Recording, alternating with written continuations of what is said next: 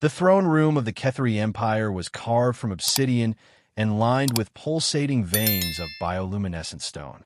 Hundreds of courtiers, warriors, and priests stood in perfect silence as the queen descended her dais. She towered over most species, a lithe, armored giantess draped in living silks that shimmered with alien color. Her crown wasn't forged of metal, but of bone, ivory horns curling upward in defiance. At her feet stood the human ambassador, Captain Marcus Hale, clad in simple dress blacks. The stark contrast between the spectacle of the alien throne room and the plainness of his human uniform seemed almost insulting. Yet Hale stood tall, his expression calm, his hands clasped neatly behind his back.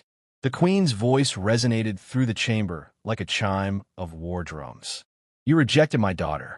"What?" Gasps rippled through the Kethari nobles. To insult the heir was to insult the throne itself. A dozen armored guards gripped their weapons, waiting for the order to cut him down. Hill did not bow. He did not plead. He only tilted his head, eyes meeting the queen's burning amber gaze. "I rejected her because she asked me to be less than I am."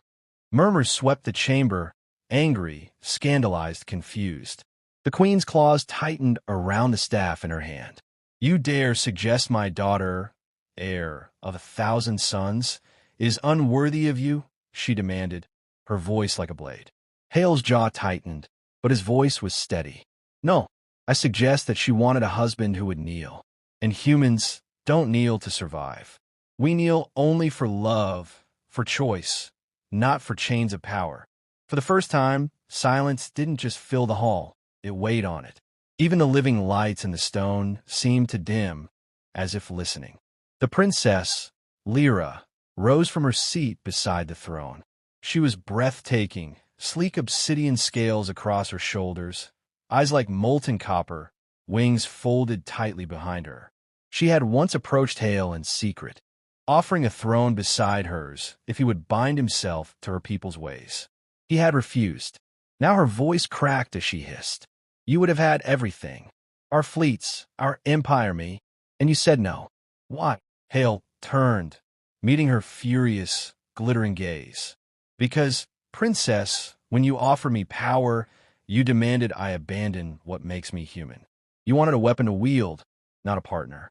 If I had said yes, I would not have been a man worthy of you. Only a shadow." Her breath caught, the fire in her expression faltering. For just a moment, her mask cracked, and she looked vulnerable. But the queen did not. She rose to her full height, wings unfurling in a storm of feathers and light. "You come here into my hall, refuse my bloodline, and claim it is because of your what? Your humanity?" She spat the word like venom. "You think yourself greater than us?" Hale's lips curved into the faintest smile. Not arrogant, but resolute. "No, not greater. Different. Humanity doesn't seek thrones or crowns to define us. We don't measure worth by dominance alone.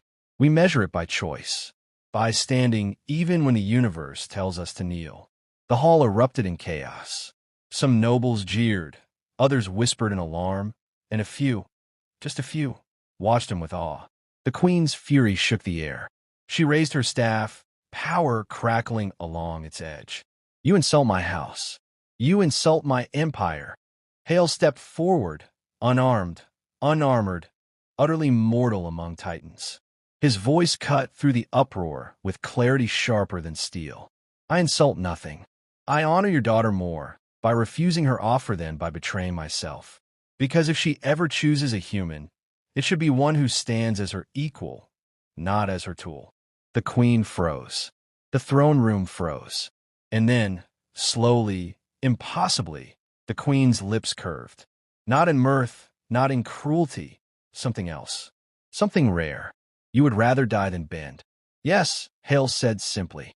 The queen lowered her staff. "Then perhaps you are the first being in this court I cannot command." For a heartbeat, the chamber was utterly still. The nobles dared not breathe. The princess stared, torn between fury and something far more dangerous, curiosity. In that silence, Marcus Hale had done what no fleet, no army, no empire had managed. He had shaken the throne of the Kethari not with weapons, but with the unyielding will of humanity. And in the quiet recesses of the hall, where no one dared speak aloud, one truth spread like fire in dry grass. The humans were not here to conquer. They were here to endure. And endurance, the galaxy realized, might be the most terrifying power of all.